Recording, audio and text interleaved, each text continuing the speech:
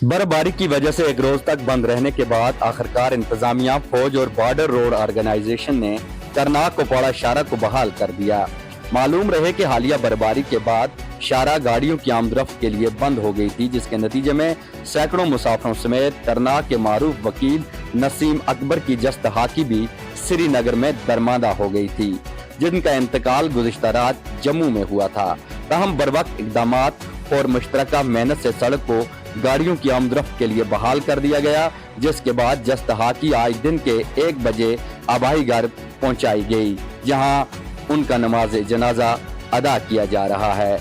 याद रहे कि साधना टाप पर ताज़ा 2.5 फुट बर्फ जमा हुई थी। मकामी शहरियों ने बर्वक्त बर्फ हटाने के काम में तेजी लाने पर मुतल्लिका हुकाम की तारीफ की, क्योंकि बीकन की हुसूसी मशीनरी और फौज के एहलकारों की मदद से शाहरा को बहाल किया गया, जिससे ट्रैफिक की रूहानी दोबारा मुमकिन हो सकी। इंतजामिया ने लोगों से तलकीन की है कि खराब मौसम के पेश नजर एहतियात बरतें। अवाम ने उम्मीद जाहिर की है कि मुस्तकबल में भी ऐसे इकदाम बरवक्त किए जाएं ताकि नक्ल हरकत में रुकावट न आए।